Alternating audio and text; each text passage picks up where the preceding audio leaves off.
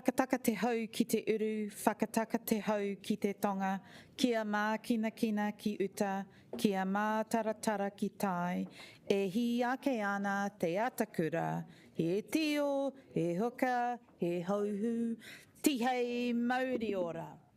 Tēnā koutou katoa, nau mai ki te hui o te Kōrau Tōtōpū, the Long-Term Plan, Finance and Performance Committee, I tēnei rā. Please let me or Letitia know if you intend to leave the meeting. Morning tea will be at 10:30, that's our plan. We will start with apologies, and we have some apologies for for lateness. Councillor Winera is here, but we'll have an apology for lateness for Councillor O'Neill and for Pauiwi Hohaia and Pauiwi Kelly. Are there any other apologies? He's online.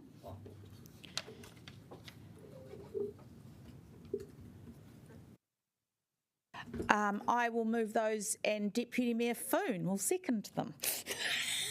I was trying to get eye contact.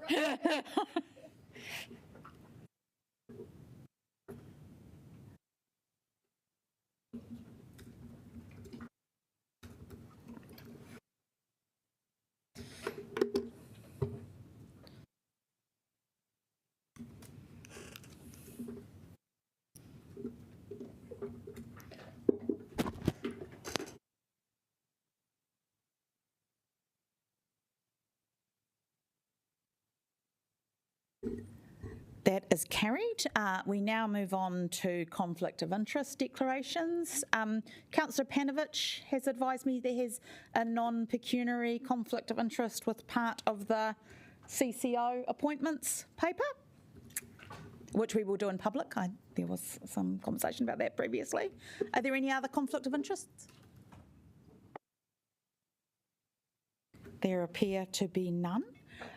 We will move on. There are no minutes, so we won't do minutes. There are no items not on the agenda. There is no public participation, so we will move on to the first item of general business. First of all, I'm going to reorder the paper. So we're going to start with Q3, then we'll do the CCO reports, the Deputy Mayor travel, the actions tracking and forward program, and then we'll do the CCO and CO board appointments. But first of all, we will start with the Q3 performance report. No mai, Stephen MacArthur. Morena, councillors. Yesterday we had a Q&A session, and we also answered quite a few questions in terms of written Q&As, but I just really wanted to start with a high-level overview and pass over to my colleagues down the other end of the table. So one of the things I mentioned yesterday is that we have added a performance on a page view, a high-level view, sort of a summary of our performance, but obviously there's a lot more detail set out in the full report, including the executive summary.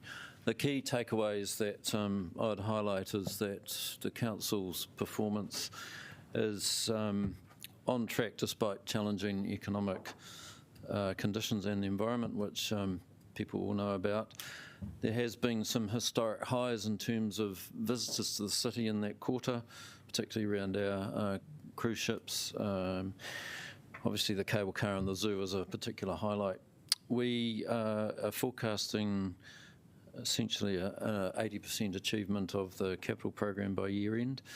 Our KPIs are tracking in line with previous years. The performance, financial performance is favourable to budget at this point. Obviously the quarter has not been without its challenges within that constrained economic environment, impacting on a number of activities. One of the things in the paper, we are asking for approval to adjustments to certain budgets which are outlined in the report, and our team at the other end of the table are happy to answer any questions on those elements. But I'm just going to pass over to Lloyd to add anything that I might have missed. Good morning, councillors. Thank you, Stephen. Yes, just to round out on Stephen's comments, our view at this stage is we'll finish the year in terms of non-financial performance very similar to what we finished last year. We might, our KPIs, we're expecting to be maybe slightly better than the performance we had last year.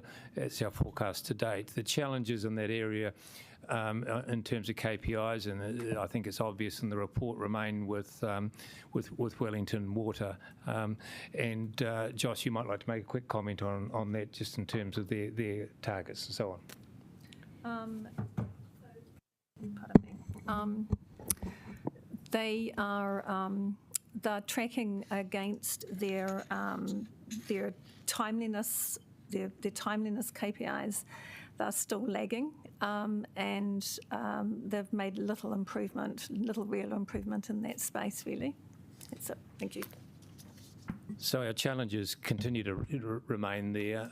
Other than that, we're expecting most of our other KPIs to be on track in that sense. And I'll stop there. Are there any comments from the financial side? I'll leave that open to Chris or Deirdre.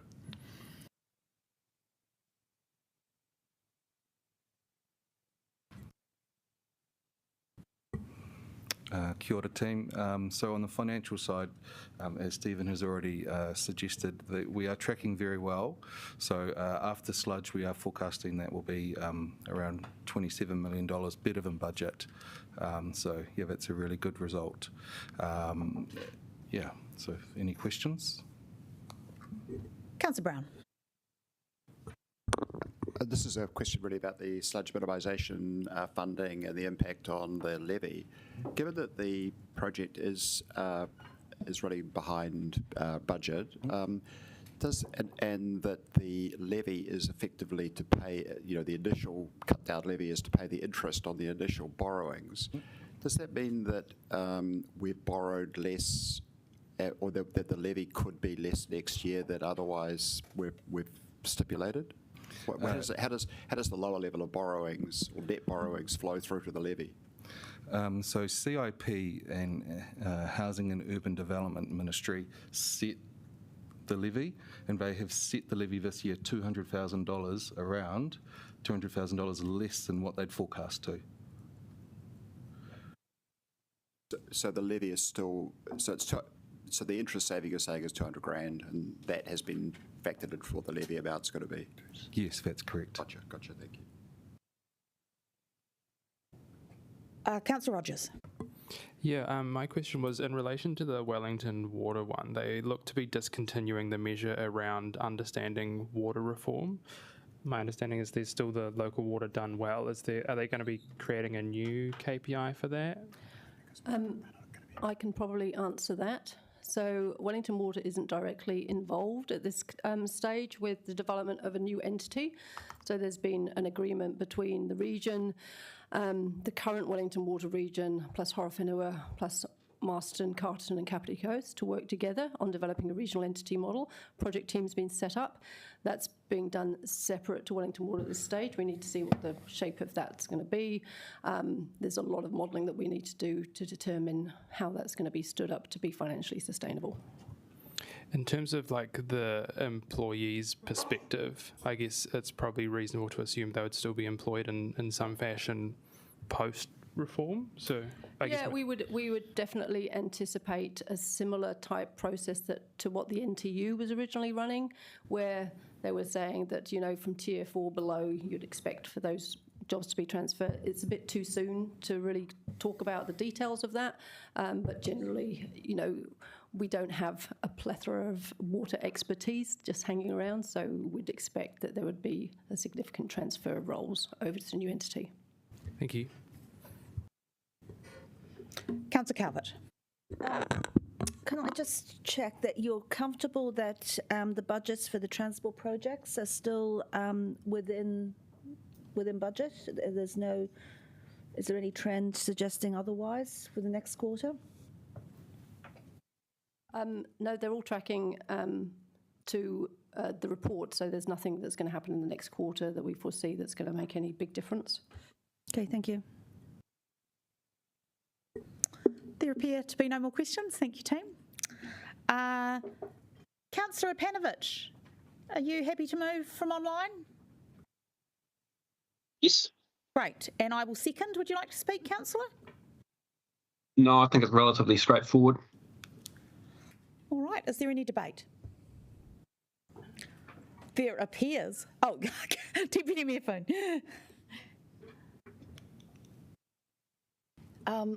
Yeah, I just wanted to acknowledge the breadth of work that's going on in the organisation. It does make for exciting reading, although that makes you kind of want to read more and then you start asking questions, so I'm sorry, but at least I'm very interested in what's going on. But I just wanted to acknowledge when we complete a project, and particularly Te Aro Mahana, you know, it's a word on a paper saying we've completed it, but what's happening over at the park is incredible. Like, I have to stop some mornings and evenings to watch the joy that's going on, and it just makes you realise the influence that our council has over our city. So I do just wanted to acknowledge that as one example.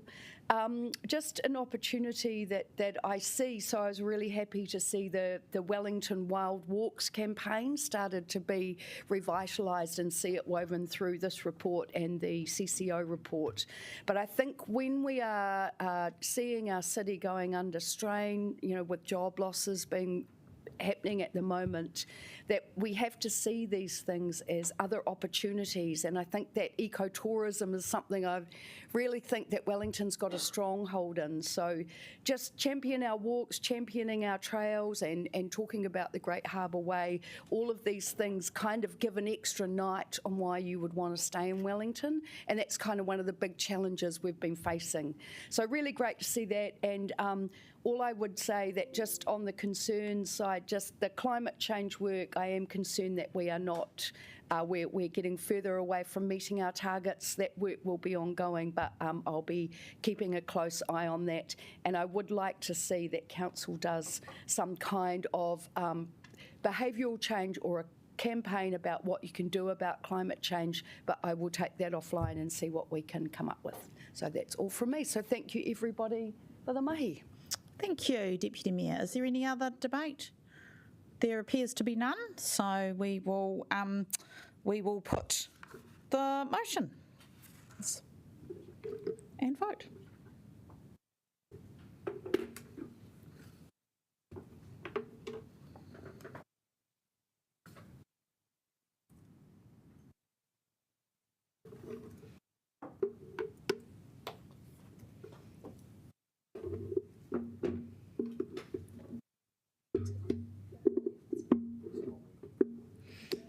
You can just say.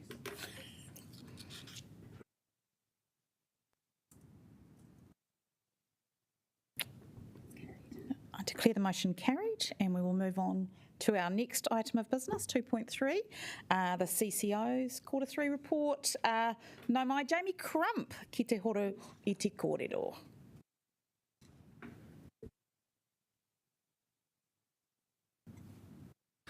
Kia ora, tēnā koutou katoa. In introducing our CCO Q3 reports, you'll see that they produced another strong performance during the quarter.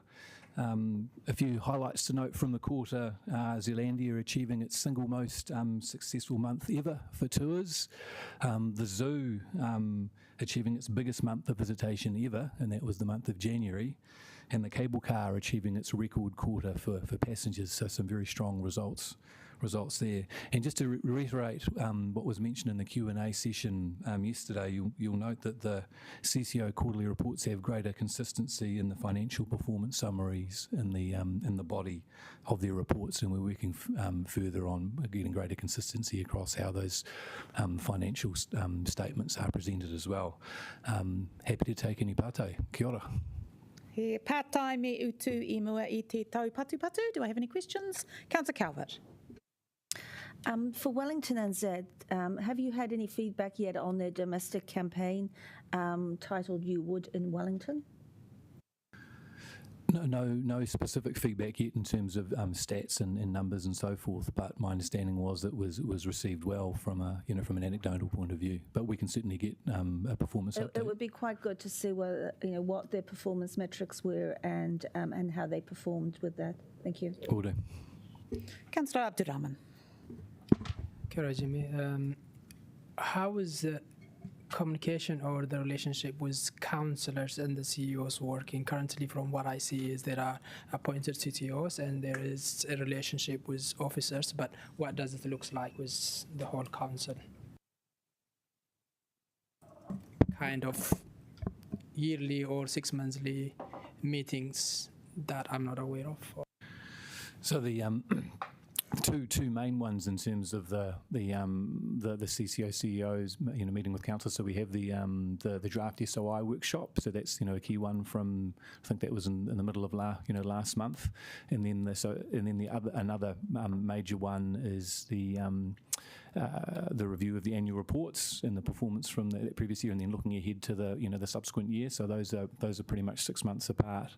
But then we also have the quarterly report updates as well, in terms of having the opportunity to meet with and ask questions of the CCO CEOs. I think the thinking for today in terms of the CCOs not being here was we just recently had that workshop, which was a very good workshop in terms of the draft SOIs.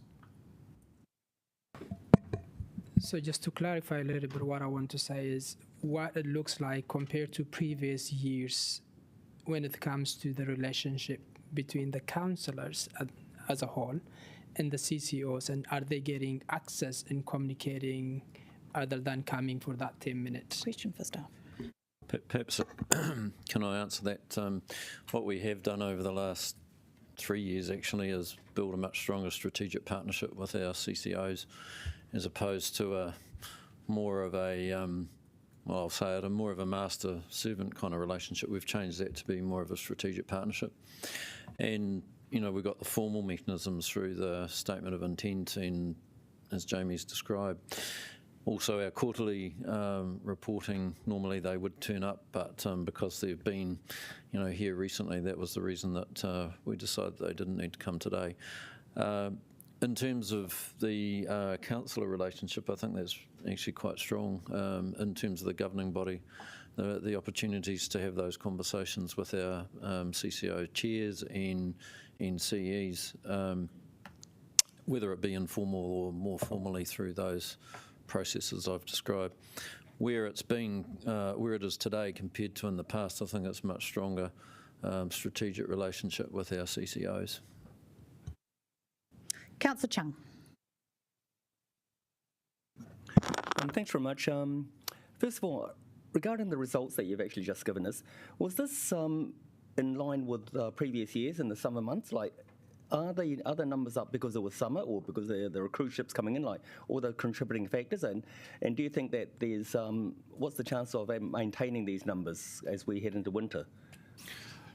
Good question. So I think in terms of this, in this summer, certainly, the zoo's result was, due to a number of things. One, January was a spectacular month weather-wise, and the zoo always does better when the weather's better. But also there was the halo effect of snow leopards, for them in particular, and then there was, the baby giraffe. And I forget the name of the Councillor Nuridan might be able to help me remember. But then the little lizards, the baby lizards. So I think all those things together really combined, for the zoo with that great result. Certainly for Zealandia's excellent result, I think that's just building on the last few years, the excellent work that they've done there, increased profile. They won the Supreme New Zealand Tourism Award, and I think there's just to the Deputy Mayor's comments earlier. I think that's just building in terms of that that eco-tourism side of things. Hence their excellent performance in terms of tours, and yes, in terms of the cable car, it was another strong cruise ship season, and the cable car always does exceptionally well off the back of that. So I think we can certainly hope to see, that continued strong performance. One thing will be one thing that will be a determinant is, the number of cruise ships that we have coming into port. And that's certainly a factor that we don't have a lot of influence on, but that would certainly be a factor in terms of future performance. Great, thank you. Can I have a follow-up on that? Yes, yep. So now that we're heading into winter, I believe we are, what plans are there for promotions during the winter season? Like, does the zoo or does the Landia actually have something? Let's do this in the winter or something. Yes, no, all of those CCOs have strong, strong marketing plans looking at the off and shoulder seasons. I know that Wellington NZ do a lot of work in terms of those off and shoulder seasons as well. My understanding is, for example, that Tourism New Zealand will certainly be looking to focus most of their effort on those shoulder seasons to really help with visitation in those times from an international visitor point of view, and certainly our Wellington NZ as our RTO does a great job in that space as well. Great, thank you. Deputy Mayor Phone. Just picking up on a couple of things. There was an overview that the living wage increase is a challenge for our CCOs, and it does come up every year. So I'm just wondering, what mechanism have we got in place to help our CCOs with that? So to create more of a system and a process for them rather than it being a surprise every year. I might just defer to Stephen on that one. Yeah, we have obviously worked with our CCOs in terms of the LTP budgeting process, and came to a position on that with them in terms of how we essentially calculated or adjusted their grant to reflect their their pressures within their REM, including living wage. Yeah. So, I mean, that's kind of how we're doing it, and we're treating our CCOs the same way as we're dealing with our own organisation. Yep. Yep. Okay. Just noted that Wellington Zoo were just raised about the new parking plan, and just have we got mechanisms in place to help them if they're getting feedback that this is challenging for their customers, those kind of opportunities for them to feedback to us if it's not working? Yeah, absolutely. We've got strong lines of communication with the zoo leadership team and CEO. So if that becomes a serious concern, then absolutely we'll be looking to work with them on that. Great. Okay. And that is it from me. Thank you. Councillor Free. Thank you, and it looks like really good work's being done. I'm always interested in the Basin Reserve Trust, so I'm just looking at the work continues on the activity management plan with WCC, and I'm wondering if it's possible to do a little bit more about letting the community know when the basin's going to be closed, because sometimes people just come up to it and then they're cycling or whatever, they have to take that data around the path. It's nice, I think, if they know why they're being asked to do that. Yeah. No, absolutely, very good point. No, one of the things I think was highlighted recently was just a stronger connection with the Basin Reserves, the Basin Reserve Trust Cricket Wellington's comms team and our comms team, particularly with the work. So that connection's been made. For example, there's some site screens work being done at the moment, and also looking at better signage as well. Yeah, and I think if people know why they're being asked to divert, it's they understand. Yeah, thank you. Councillor McNulty. Kia ora. Few questions on the gallery. Firstly, Jamie, with the media around Nico Cafe and the like, are you able just to outline the contractual and legal challenges experience Wellington are having operating from that building and why they need to take some time away from it? Kia ora, Councillor. I've been working with the gallery on this one. That is their decision. It is not our decision. The building can continue to remain open from our perspective. They feel that the disruption from the demolition of the cab building The noise, particularly of concern for them, is the closure of the entrance into Tanako Civic Square, which they feel will significantly impact their footfall. So for those reasons, that's why they've chosen to pop up their two large exhibitions they have planned, Chartwell and Jarman, and other two locations. So that is their decision that they have made. We would have worked with them if they had decided to remain in that site on wayfinding and other mitigation measures, but certainly we support them in that decision. And do we have an idea when the earthquake assessment will be finalised and made public and released? Shortly. Don't have the exact date, but certainly in the next couple of weeks. Okay, thank you. All right, that seems to be all of the questions. Thank you, team. I will move the paper, and Deputy Mayor Foon will second. Just a healthy amount of questions there. Just want to note that also to use those Q&A, written Q&A, and the SOI session, which obviously, because the CCOs won't need to or come to every single meeting, because it does take quite a lot of time to have that conversation properly. Just want to note that we are reliant on those sessions where they will be with us, which will be structured into our agenda time, and also reliant on councillors who have representative functions within CCOs to keep us abreast of any issues and changes. But yeah, to thank all the CCOs for their work. Would you like to speak, Deputy Mayor Foon? Yes, I would. I love that read as well. Just want to acknowledge our CCOs and the high standard of work that they bring for Wellington.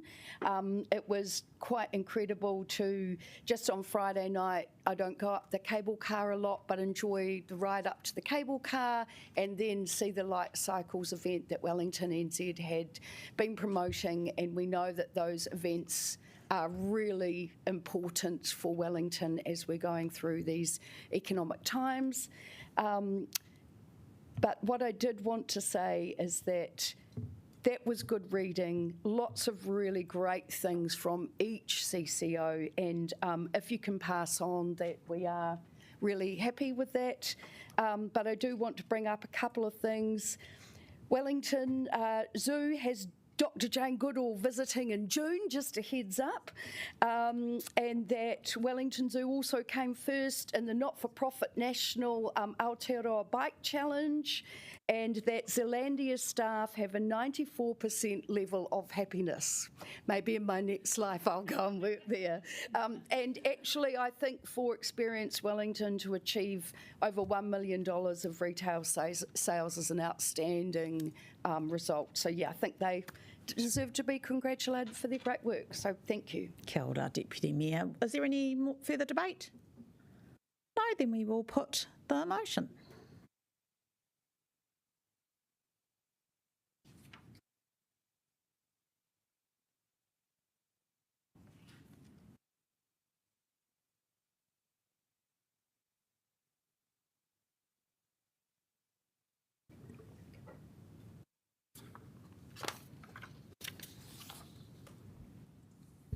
That is carried.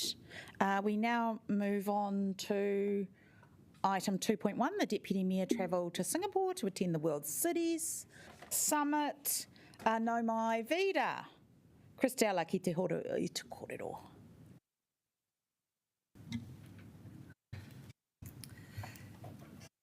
Kia ora koutou. And Gerald Blunt, who works in the City Design Business Unit as well and has been leading all of this work and collaborating and getting all of the information ready. I'm going to assume the paper has been read, but this has been a prize we were nominated back in July 2023, and there have been a series of different gateways which we've gone through, including a visit from the committee in October last year, and were notified a few weeks ago that we had received this special award. We've also just been informed today, which isn't in the paper, but there's also a second prize from the Carbon Disclosure Project to be picked up at that conference. So, hand over to questions. Wonderful news. Do we have any questions? Councillor Calvert. Could we not pick the prize up via Zoom? Yes, that is an option. They are funding us to make the travel and go over there. There's also some opportunities which we think are would be beneficial for the city in terms of some of the networking, some of the promotion of Wellington, and also a whole lot of learning that can be done from other cities and from Singapore. So that is why we're suggesting that we travel. Councillor Pannett. Thanks. On the same line, so I was just working out 5 tonnes of carbon to do a return trip for one person. Have we got any calculations of how much carbon we are emitting for everyone that travels in the organisation? Because I'd just like there to be a little bit of... I think that's probably I don't know if people will have that information to hand. Well, maybe at some point, if we could look at that, that would be great.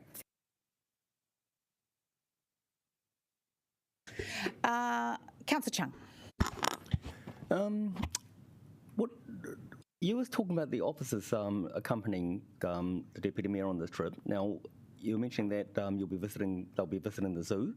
Do they have other appointments pre-arranged for discussing business or exchanges with Wellington? Yeah, so we have a draft itinerary, but we have not finalised any of those appointments before there's a decision if we'll be travelling or not. Councillor Free. Sometimes we find we talk about the elected member costs around this table, but we don't realise the associated, staff member costs. So has there been any assessment done of the staff costs for travel? So in the paper, we've indicated that there'll be zero cost to the organisation. There is an envelope. Including the staff. Yep, that is including the staff. So within that envelope will be both staff and deputy mayor travel. That's what I wanted to clarify. Thank you. Councillor Calvert. Hey, Deputy Mayor Foon. Just to clarify with that second prize, so has the winner been announced yet? It's an A-list award. I think there's a number of cities that will be getting it, yeah. Are we in the running for that award? No, it's an A-list award, so anybody that's achieved an A rating, is my understanding, they get an award that's going to be handed out at this conference. Alison's probably got more details if you've got further questions. Yeah, no, that's okay. Thank you. I think that appears to be all. Oh, sorry, Councillor Chung. Sorry, just relating to that last question, could I just get a further elucidation on what these different awards? So, what does the A-list mean, and what's in the running there? Yeah, so the main prize is the Lee Kuan Yew World Cities Prize, where we were one of 5 cities that made it into the final 5, and so that's the main event of this. The A-list for the Carbon Disclosure Project is an award where they, at the World City Summit, they are using that opportunity to give these awards out. Okay, so because there's five cities actually in the running for this, is it clear they won't announce the winner? They have announced the winner. The winner was Mexico City. Oh, I see. And so we're getting a special mention award as one of the 5 finalists. Great, thank you. All right, that seems to be all the questions. Thank you so much. Mayor Whānau is going to move this paper and I'm going to second. Kia ora koutou. Very, very happy to move this paper. This is recognition from an international summit of our work here at Wellington City Council. We're increasingly being recognised all over the world for our work in technology and nature and urban design. And I was in South Korea last year where we won an award there as well. And we really ought to take these opportunities, especially when there is no cost to the organisation. It provides further opportunities for investment in our programs. Plus, we have the opportunity to be world leading in these initiatives. So wholeheartedly support our Deputy Mayor to show some leadership on behalf of our city and attend this conference. I reserve my right to speak. Councillor Pannett. Thank you. Briefly. Look, I think this is lovely that we've got a prize and a tribute to many people's work over 30 years. but I will be voting against the paper. It's no personal attack on anyone, but I do want to raise a couple of issues. One is I'm just not sure going overseas and accepting a prize and having some meetings is really really achieving enough. The carbon cost is quite high, so I think we do need an answer about all these overseas trips that all our staff are doing, just so we can just look at our carbon budget from that perspective. It's basically the equivalent of using a family car for a year. And just seeing how we do this, because there's a lot of people travelling around the world for environmental reasons to go to conferences and all the rest of it, and just how much of that we actually really need to do. I am going to complain again about engaging with not particularly democratic states. They're better than China, but, still a way to go. Look, it's a special mention. We didn't win the prize, which, congratulations to Mexico. It's very good. And just the last point, sorry to be sounding like I'm being really negative, is that when you look at the paper, and it was quite good because it was a good history of what's happened over the last 30 years, the things we're being recognised for were done by previous councils many years ago, and so now we're sort of saying, oh, well, look at this. And so I do struggle with going, oh, we're going all this way over for work that we've previously done. And, I do find this council challenging. I'll say this carefully, and the kind of the somewhat rejection of the idea that environmentalism is about limits to growth, and that's we know a lot about what we need to do to fix our problems, and so I think as Councillor Calvert raised, very happy to do things over Zoom. We need better technology so that we can, rather than just seeing a little picture on a screen, we can sort of see, or feel like it's walking into an actual meeting, virtual meeting. But I just don't think it's possibly giving the value that it needs to. But I'm sure I will be a minority view, so I hope the Deputy Mayor and staff have a good time. Kia ora. Councillor Free. I think it's evidently, it's becoming obvious that we can't do lots of this, but at the same time, I don't think that Laurie has yet been on an overseas trip for council, correct me if I'm wrong. So I'm actually going to support this. I think that there is a case for two top elected officials to go and represent the city when we've got good news to celebrate and networking opportunities with other cities that have been doing similar things. And the other way to look at this is by going and meeting with the top 5 other representatives, you're actually avoiding having to go to their countries, because I'm sure they'll all bring a lot of wisdom and a lot of experience, which will be very valuable.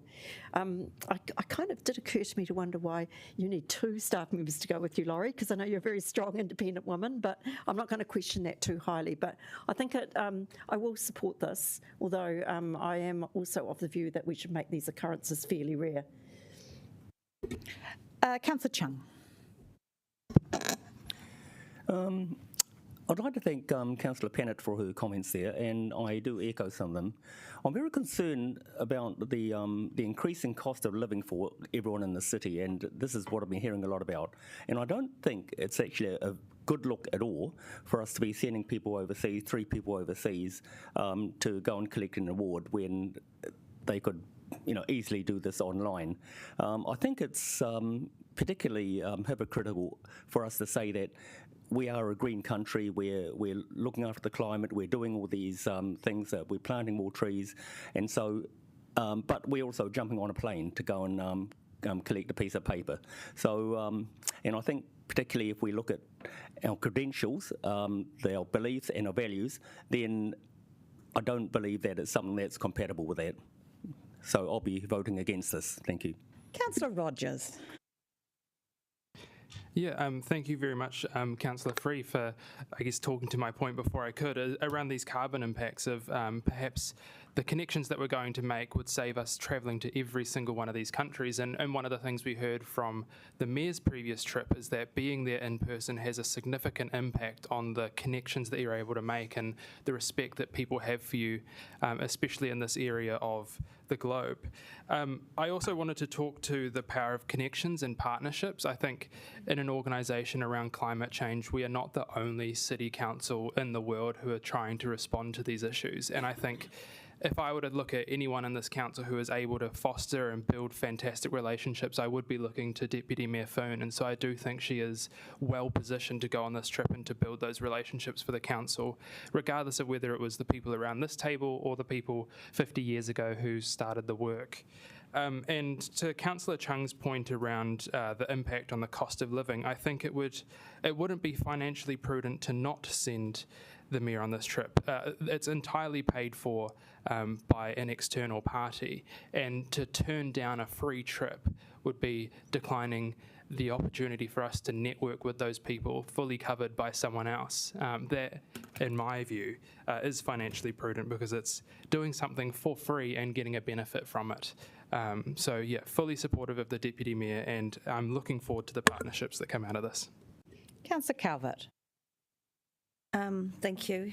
I will be supporting Deputy Mayor to go on this trip. I just think it's quite ironic that somebody champions carbon environmental stuff is actually going off on the plane, and so we so need our airport. And I'll be interested to see how you actually get to the airport as well. But anyway, maybe on your bike. But look, I'm really concerned about this proliferation of awards, because these awards, they don't. I know, because there's unintended consequences to this. People are flying off to all around the world, and at the end of the day, it's not fixing our pipes. It's not funding our community facilities. It's not putting more money in the bank. And we've got some really serious things to get on with here. And we go off on awards and we might find some great ideas, but we've got no money to do it. So look, and we've got this significant program of work already. So these awards do tend to skew our focus, and that's what I'm really concerned about, making sure that we do reach the outcomes that we intend. So outputs such as going to a conference and meeting people, what does it actually really deliver? And we have got to be, the next few years, our finances are fragile. We're going to be debating the long-term plan in a couple of weeks. So I just hope that these awards don't actually take our focus on what we're here to do, and that's delivering the core services for the city and making sure that we can fund them and Wellingtonians can fund them. So, but having said that, I will cheer our Deputy Mayor going on a plane. I'm going to speak next, and I guess I would just like to reflect, because there have been multiple elected members who have had the opportunity to do some, and not frequent, but there have been multiple, both in this term and the last term of council, and have had opportunities to travel. And I don't actually ever recall the level of scrutiny about how people got around, or the plane trip on a personal level. And I actually think it's inappropriate, and I do not like it. However, I do note that the carbon is going to be offset, which I understand there are issues with that, Councillor Panner. I'm not actually referring to any of your comments, which I understand and appreciate. However, I just want us to be able to accept when our organisation is doing well and is being recognised internationally for it in good grace. And actually, I do question with some of these comments if some councillors actually want our organisation to do well, because there is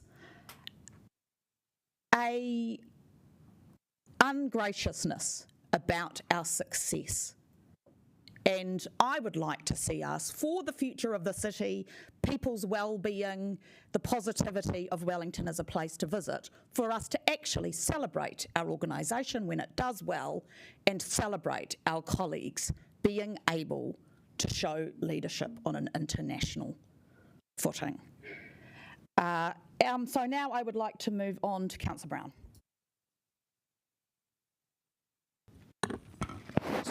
Sorry, just two brief comments. One is that New Zealand operates an ETS, which is the target is net emissions. So talking about gross emissions is basically completely irrelevant because we are a pollute and plant country. And the second point is that I'm a very big fan of external agencies reviewing what council does and how we go about things, whether it's the Auditor General or international agencies such as Bloomberg and others. So I think the more we engage with other parties who actually review the activities of this council and report on our activities, the better. And to acknowledge that recognition that we get out of this, whether positive or negative, I think is extremely important. So I'm a big fan of the external review of what council is up to, and when occasionally they pat us on the back and say, well done, chaps, that's a good outcome. It's not always going to be the case, of course. Councillor McNulty. Kia ora, nothing like a bit of an international travel paper to bring out the hypocrisy in some. I can remember one councillor around the table raging for their exclusion for the trip to Xiamen that would have been at council's cost. Yet this is not appropriate when it's being funded outside of council. I won't quite try to understand that sort of logic. Look, the trip to the Mayoral's delegation last month that we debated showed the return on investment was in the thousands of percents. The hundreds of children that will be coming from football clubs from China to Wellington, the accommodation costs that they'll be spending, the food, the money they'll be pouring into our local economy dwarfed what we put out there. And we should be taking these shots at a time when our city is under serious financial stress. We need to do everything we can to encourage economic ties and cooperation and bonds with other cities and pour in investment. And yeah, look, I mean, this cynicism is nothing new. We saw it happen to the former mayor, Andy Foster, when he went to Canberra to sister city. It's going to be a reoccurring feature of our politics, but I think, if anything, it reflects more on the people making those complaints. Congratulations to the City Council team on the award, and Deputy Mayor, I wish you all the best on the travels. Deputy Mayor Fing. Kia ora, colleagues. This is quite fun, isn't it, when you get going?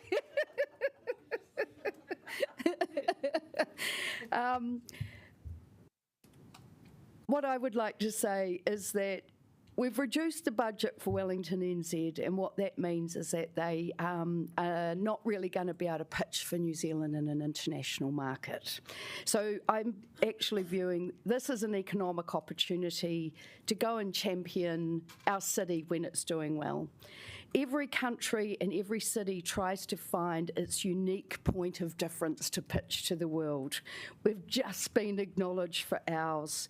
And this is the work of not just Wellington City Council, but an extensive collaboration between a community and our organisations to get to ecological restoration efforts that has enabled rich biodiversity to thrive alongside an urban area.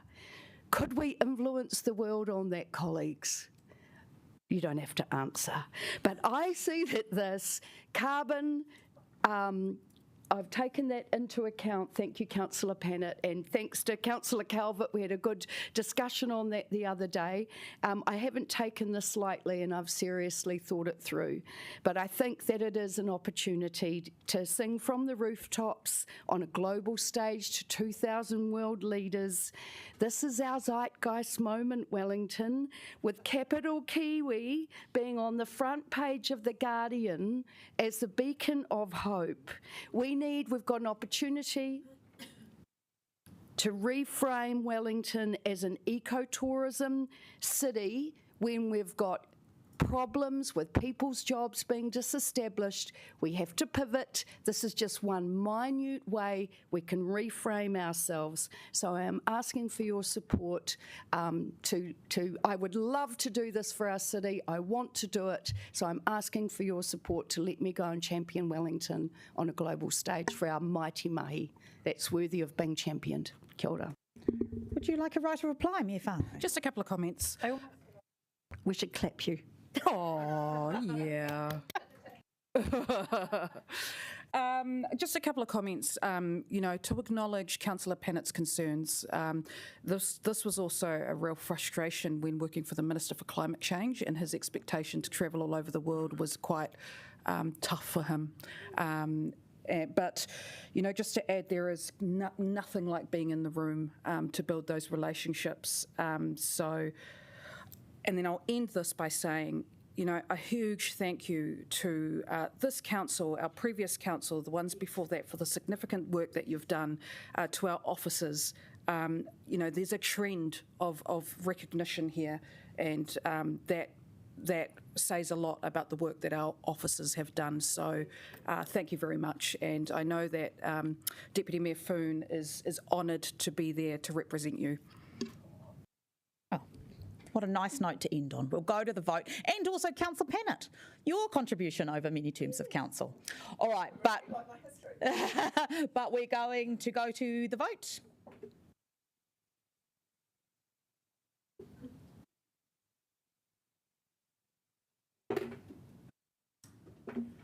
Can we just break now? Oh, no, we're doing. That is carried. So we'll do actions tracking and forward program, and then we'll have morning tea, I think. So, no mai, Stephen MacArthur, ki te horo I te kōrero. I'll take the report as read. Are there any questions? There appear to be none. Councillor Abdurrahman.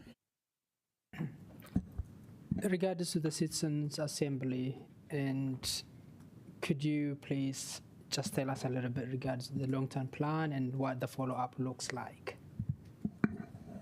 So we reconvened the Citizens' Assembly as part of the engagement over the consultation document, and they have actively engaged in that. And when we report back on, as part of the 30th of May report, we will have a section in there in terms of how we've reflected, in effect, the feedback from the Citizens' Assembly within the LTP. But we did actually highlight that in the consultation document as well. So maybe if this is not now, you can answer it another time. But my question is that the form itself, the Citizen Assembly, is that something that you change from time to time, or is just like something you have once and then you're going to continue with it? The Citizens' Assembly was brought together specifically for the long-term plan, and I think in terms of where we go next with that, that was really part of that conversation about advisory groups and Citizens' Assembly, etc. And there are various options available for Citizens' Assembly to be brought together for a specific issue, or again through kind of an LTP or annual plan kind of process. We are actually doing a review of how effective that was, and we'll report that back to the council post the LTP. Councillor Rogers. I just had one small question about, it was from Wednesday the 13th of March, direct officers to engage with relevant ministers to communicate the critical financial issues raised in key proposal 3 of this report. I believe that was talking to the Perpetual Investment Fund. I was wondering if you had a summary of what that communication looked like, or whether I should just get in touch about that. I don't think I can actually answer that question. We'll come back to you on that. Councillor Abdurrahman. So, I'm not sure if this is for you as well, Stephen, but you can stop me if it isn't.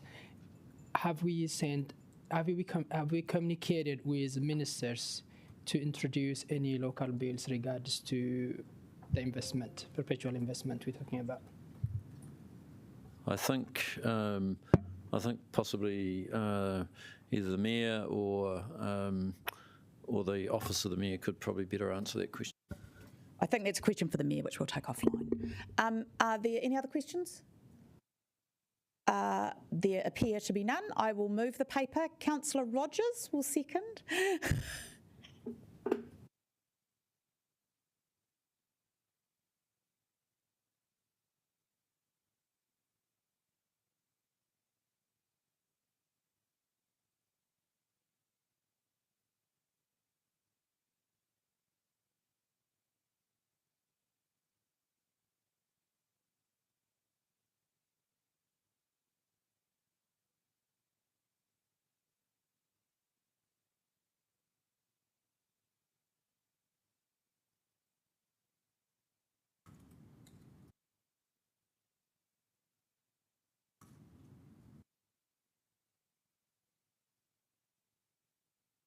Councillor Panovich, are you online to vote?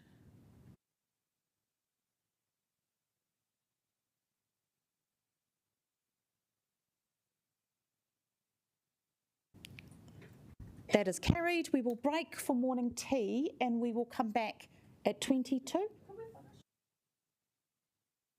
I think we'll break for morning tea. Thank you, Councillor.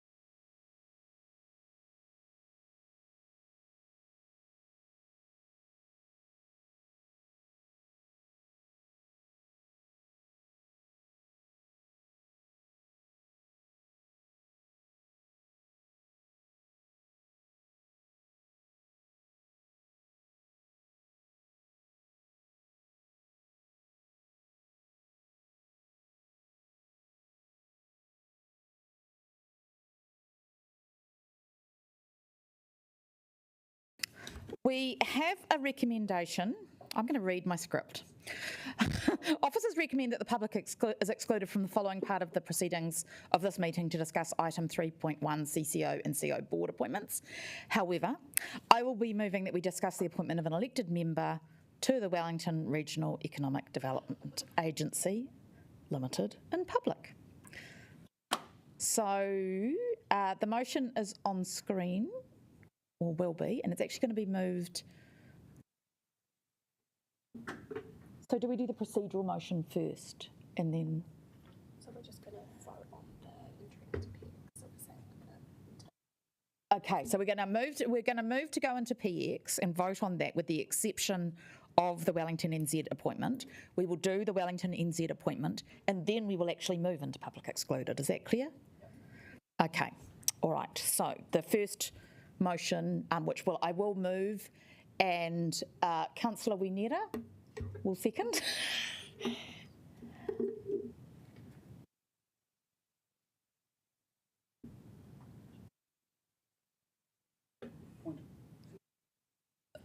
So point of what? Sorry. On the motion to move into public excluded. Okay, if you want to debate it.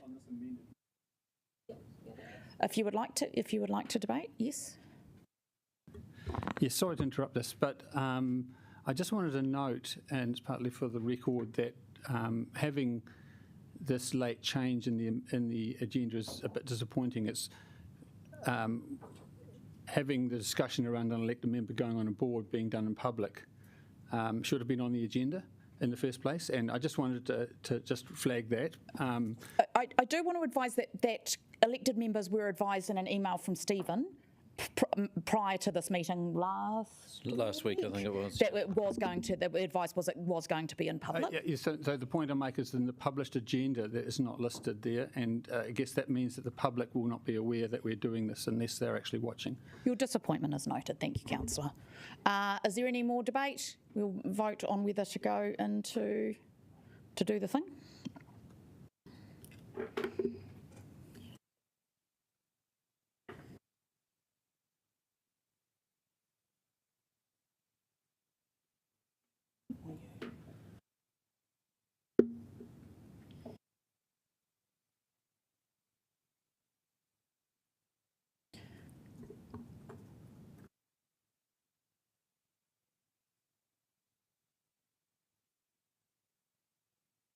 Councillor O'Neill? Apologies, voting in favour. Thank you. All right, that is carried. So we will move on to the first part of this paper, and I invite Stephen MacArthur. Kia ora, councillors. This relates to the appointment of an elected member onto the Wellington Regional Economic Development Agency, and this was a conversation going back probably at the beginning of this triennium where councillors identified a desire to have an elected member from this council on that particular board. When we looked at that, of course, it's a joint CCO with Greater Wellington, and the shareholders' agreement didn't actually provide for an elected member on that board. However, we've been in conversation with Greater Wellington, and it's been agreed that we will make that change to the shareholders' agreement to enable an elected member from this council to be appointed, and for Greater Wellington to do the same. And that's beyond the jurisdiction of this council to have a view on who they're going to appoint, but we know what's intended there. So this is that opportunity for the council to decide to make that appointment, and the recommendation from the appointments group is that Councillor Panovich is appointed to that board. So that's probably all I need to say. Are there any questions? Councillor Calvert. Could officers add to the agenda document, if it is a formal record, an excerpt relating to the appointment of John Apanowicz in terms of what was in the public excluded papers? I think the minutes would show or reflect this being in public, so... Yeah, but I think it's important because there's a discussion also about Greater Wellington and that. So I think it would be good if you could just take the paragraphs that relate to this appointment and add them, because now that it's not public excluded, it would be good just to make sure we've got the same text. So the recommendation is that direct officers to consider the release of publicly excluded information in this report after the appointments are complete, so we would do that. We just voted on it. Yeah, so you will release that agenda document relating to that? Yeah, okay, thank you. Councillor Chung. Yes, could I ask, when considering an appointment to this board, was there a short list or a list of nominees or suggestions of people, and did the council officers look at the CVs of these people? So I think I won't talk about the ones that are in public excluded, but the appointment of an elected member to the board is a straight political appointment, and you know, we're, from an officer's perspective, it is a councillor or elected member call as to who is appointed to that board. So the relevant skills and experience are considered or not considered?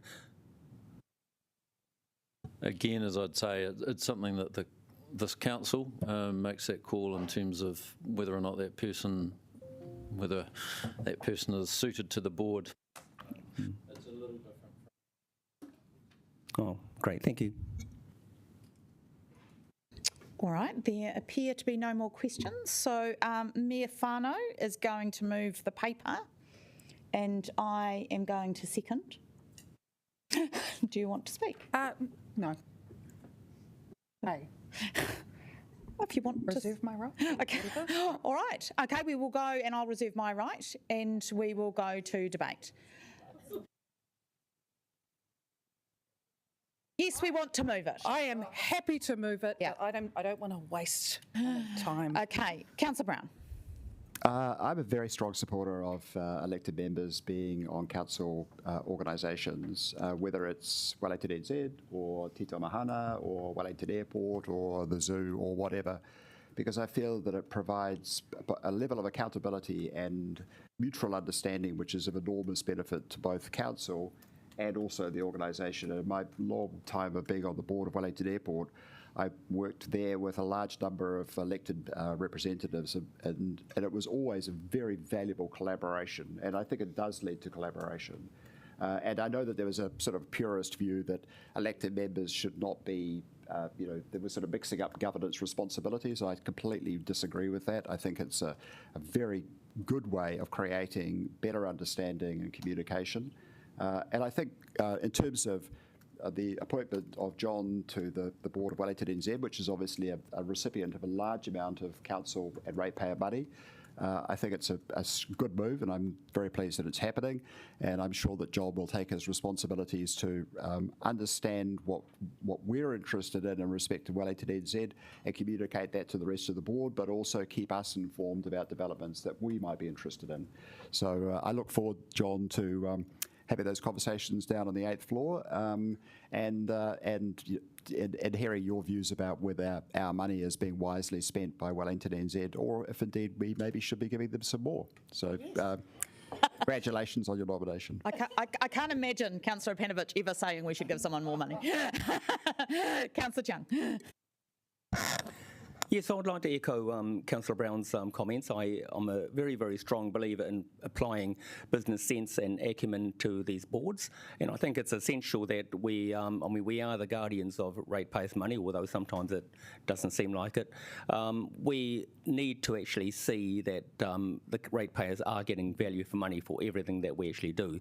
So I am very much a supporter of having elected members on there, and I guess that one thing that I'm asking is that we do need to ensure that the people going onto these boards have the skills and experience to actually ask the right questions and again in trying to get the best value for the council. Thank you. Councillor Abdurrahman. Cool. I do support this, and the only point I would like to add is it is very important. This council belongs to the whole Wellingtonian. That means it's a reflection of the community. It's not only those who got all the experiences in the world who come into a political space and try to stop a political appointment that the mayor got it, and which she's doing it pretty well in this case, to be honest. So, but what we need is for those appointees, and in this case, he got all what needs to be ticked, which is we really appreciate. But we need to support, even if there is someone who we are appointing them, we need to put the support around so they can succeed and they contributed well. So it doesn't have to be tomorrow when an 18-year-old, a young person come to here, they might not gonna come with all the experiences, but we can appoint them because they can think, they got a mandate from their community. We put support around them. That's how we're gonna go forward. And the experience, we have seen a lot of people with so much experiences failing at time and again, though many of them doing great as well. Thank you. Councillor Free. Yeah, I'm just going to brief, as others have said, that I think it's really useful to have that connection between the direct connection between our table and the board table of an organisation such as Wellington NZ. And I am going to be supporting your nomination, John. But I also look forward to maybe, as Councillor Brown alluded to, just a little bit more insight into what's actually happening. Because in my own mind, I must confess, I have sometimes questioned the value that we're getting as a city. I know it's probably there, but having someone to absolutely explain that will be very useful from my point of view. Thank you. All right, it appears there is no more debate, and so we will go to the vote. Did you want to say anything, Mayor Whānau? Yeah, thank you for everyone for your contributions. It's actually been really useful, and I know, congratulations, John. He'll take that on board. Let's go to a vote.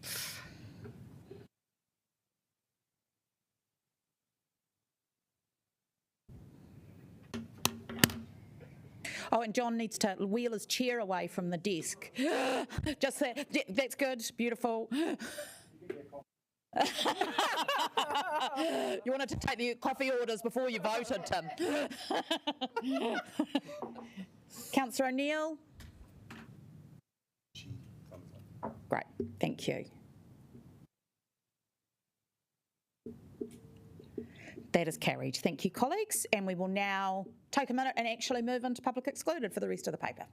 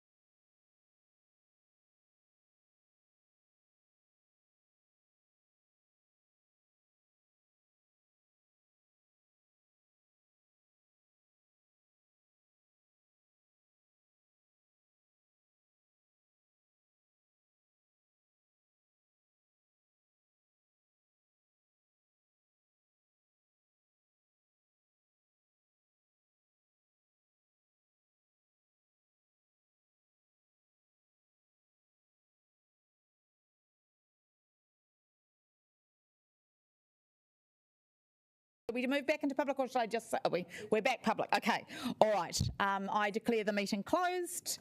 Me karakia tātou, unuhia, unuhia, unuhia, ki te uru tapanui.